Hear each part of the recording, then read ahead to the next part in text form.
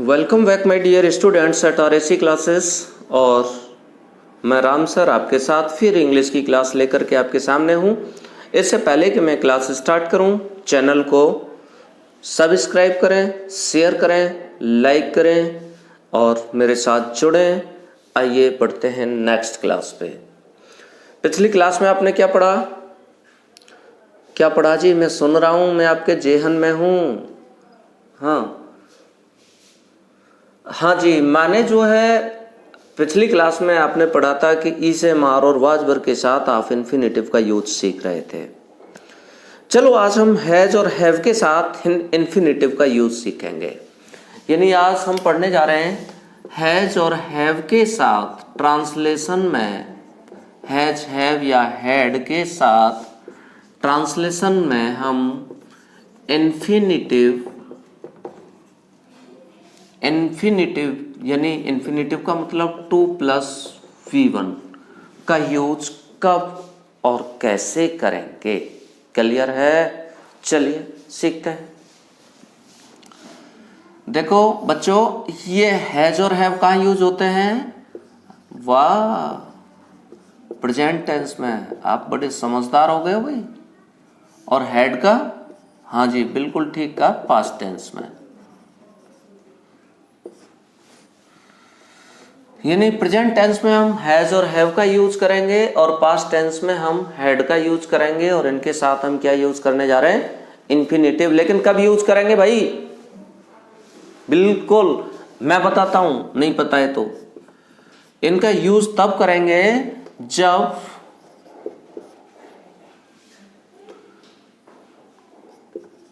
किसी सेंटेंस में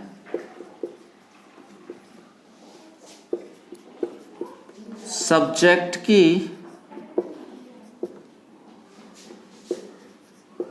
मजबूरी या विवशता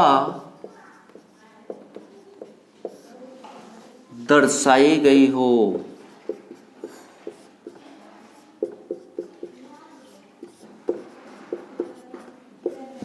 कुछ एग्जाम्पल्स देखो भाई।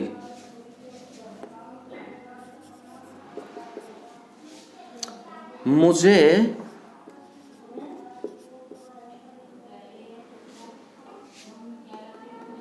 पैदल जाना पड़ता है। अच्छा भाई, क्यों जाता हूं पैदल? भाई मेरे पास कार नहीं है, मेरे पास बाइक नहीं है, मेरे पास बाइसिकल नहीं है, या मेरी जेब में किराए के लिए पैसे नहीं है, तो क्या हो गया? मजबूरी बन गई ना, पैदल जाना ही पड़ेगा। तो मुझे पैदल जाना पड़ता है। और एग्जाम्पल, तुम्हें लिखना पड़ता है। भाई एग्जाम में पास होना के लिए लिखना ही पड़ेगा ना, मजबूरी है तुम्हारी। तीसरा,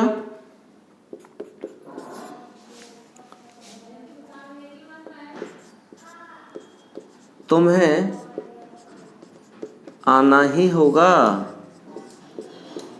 मेरे साथ, यानी राम सर के साथ आना ही होगा बच्चों, सीखना ही होगा। तो कहने का मतलब यह है, ये मजबूरी या व्यवस्था को प्रकट करेंगे। और इनके लिए हमारे स्ट्रक्चर क्या रहेंगे जी? देखिए मैं यहां टेंस वाइज स्ट्रक्चर लिख देता हूं। पहले प्रेजेंट टेंस के 4 स्ट्रक्चर लिख देता हूं। प्रेजेंट में आपको क्या करना है? अगर सेंटेंस एफर्मेटिव है तो आपको क्या करना है? सब्जेक्ट प्लस हैज या have plus 2+V1 plus object. और अगर यही सेंटेंस नेगेटिव हो जाएगा तो, अगर यही सेंटेंस नेगेटिव हो जाएगा तो क्या करेंगे जी? बिल्कुल सही सोच रहे हैं आप। सब्जेक्ट प्लस यहां आप सिंगुलर सब्जेक्ट है तो डज और प्लूरल है तो do, plus not plus have two plus V1 plus object.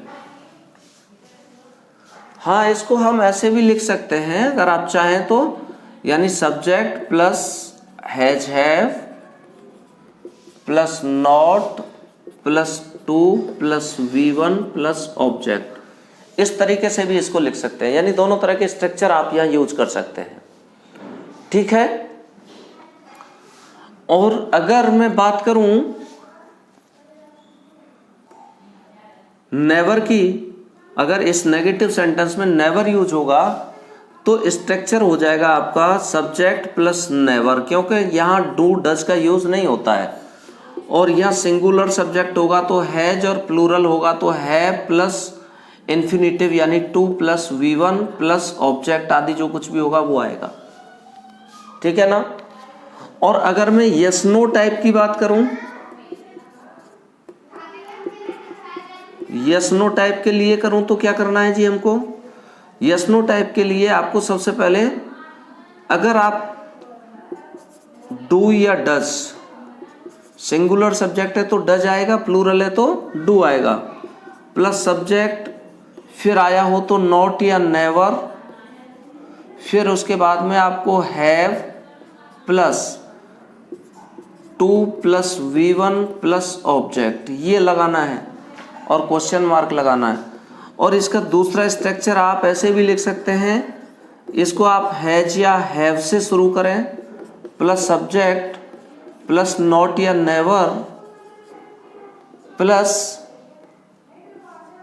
2 plus V1 plus object. इस तरीके से भी आप बना सकते हैं इसको।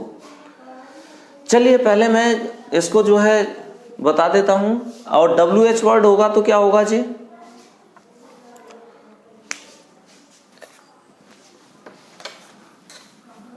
अब यहां देखो WH वर्ड अगर आ रहा है, बीच में कोई क्वेश्चन वर्ड आ रहा है तो उसको हमें सबसे पहले लाना होता है। तो हम क्या करेंगे, WH वर्ड पहले लगाएंगे, फिर उसके बाद में डू या डस लगाएंगे, फिर सब्जेक्ट लिखेंगे, फिर हम नॉट या नेवर लगाएंगे, फिर हैव टू लगाएंगे, have plus 2 plus V1 plus object question mark. और दूसरा तरीका कौन सा होगा जी? मैंने सबकी दो स्ट्रक्चर, आप ऐसे भी बना सकते हैं और ऐसे भी, आप इसको इस तरीके से भी बना सकते हैं। सबसे पहले आप WH वर्ड रखिए, फिर उसके बाद में हैज या हैव रखिए, फिर सब्जेक्ट रखिए, आए हो तो नॉट या नेवर रखिए, plus have plus 2 plus V1 dash dash dash plus object आदि जो कुछ भी है और क्वेश्चन मार्क लगा दीजिएगा। तो आप दोनों तरीके से ये स्ट्रक्चर्स यूज करेंगे। यहाँ देखो, ये मैंने एफर्मेटिव का स्ट्रक्चर बताया आपको, यही रहेगा। और यहाँ ये तीनों स्ट्रक्चर मैंने नेगेटिव के बताए हैं, ध्यान से देखिएगा। और ये स्ट्रक्चर यस नो टाइप के लिए होंगे दोनों, और ये जो स्ट्रक्चर हैं ये आपके WH टाइप के लिए होंगे। अगर ये स्ट्रक्चर ध्यान से देख रहे हो तो मैं एग्जाम्पल बताऊं आपको। चलिए एग्जाम्पल बताते हैं। मुझे पैदल जाना पड़ता है, यही सेंटेंस ले लेता हूं। तो चलिए कैसा है, एफर्मेटिव सेंटेंस है।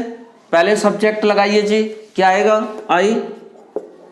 अब हैव, आई के साथ हैव आता है, आई हैव टू। फिर जाने के लिए गो, पैदल के लिए क्या लगाते हैं जी? बिल्कुल सही, on foot. I have to go on foot. Clear है? नेगेटिव सेंटेंस लेता हूं,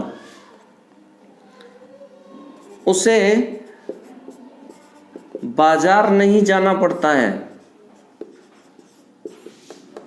नहीं जाना पड़ता है। तो कैसे ट्रांसलेट करेंगे जी? नेगेटिव पे आ जाइए, ये है स्ट्रक्चर। पहले सब्जेक्ट लगाएं, सब्जेक्ट लगाया जी ही के साथ क्या आएगा? डू या डज? डज आएगा, very good. He does not have to go to market. समझ में आया जी? अब मैंने थोड़ी स्पीड बढ़ा दी है क्योंकि पिछले वीडियोस में मैंने काफ़ी स्लो स्ट्रक्चर समझ में आ गई होंगी, तो आपकी भी स्पीड निकल के आनी चाहिए। उसे बाजार नहीं जाना पड़ता है। या दूसरे तरीके से बनाऊं तो मैं इसे कैसे ट्रांसलेट कर सकता हूं? He has not to go to market. मैं ऐसे भी इस सेंटेंस को लिख सकता हूं। क्लियर है साहब? मैंने लिखा क्या उसे बाजार नहीं जाना पड़ता है? क्या उसे बाजार नहीं जाना पड़ता है? थोड़ा चेंज। हाँ, क्या होगा जी? WH वर्ड नहीं, हेल्पिंग वर्ब से शुरू होगा। यस नो टाइप है तो क्या करना है? Does he not have to go to market. Translate कर सकते हैं। आगे इसको दूसरे तरीके से ट्रांसलेट करना है तो क्या करना होगा जी? इसको दूसरे तरीके से ट्रांसलेट करना है तो आप ऐसे भी कर सकते हैं, has he not to go to market. Clear है साहब? बात समझ में आ गई यहां तक? तो ये प्रेजेंट टेंस को मैंने आपको बताया है। अभी इसमें पास्ट टेंस के और फ्यूचर टेंस के स्ट्रक्चर्स नेक्स्ट वीडियोस में बताऊंगा। देखते रहिएगा वीडियो और सीखते रहिएगा। धीरे धीरे करके अभी हम जो है ना, जैसे जैसे फंक्शनल सेंटेंस में आगे बढ़ेंगे, टेंस वाइज जब मैं आपको 12 टेंस पढ़ाऊंगा, present indefinite tense, past indefinite, future indefinite, तीनों का कंटिन्यूअस, तीनों का परफेक्ट, तीनों का परफेक्ट कंटिन्यूअस, जब ये चीजें मैं आपको पढ़ा चुका हूँगा तब तक हम देखेंगे कि आपकी इंग्लिश का जो ट्रांसलेशन का जो पोर्शन है वो इतना स्ट्रांग हो चुका होगा कि यू में translate any sentence with in 1 second. यानी चुटकियों में आप किसी भी सेंटेंस को हिंदी से इंग्लिश में बदल सकते हो। ये स्किल्स मैं आपके डेवलप कराऊंगा। आप बने रहिए मेरे साथ और देखते रहिए। अगले वीडियो में फिर आपसे मिलता हूं बहुत जल्दी। आप कंटिन्यूअस में वीडियोस दे रहा हूं, और लेकिन शर्त मेरी एक ही है, चैनल को ज़्यादा से ज़्यादा शेयर करो, सब्सक्राइब करो। आप लोगों के सहयोग और आप लोगों से ही मुझे एनर्जी प्राप्त मिलेगी। जितना आप लोग मुझे प्यार देते रहेंगे उतना मैं आपके लिए बेहतर से बेहतर करता रहूँगा। चलिए अगले वीडियो में फिर मिलते हैं। Bye bye.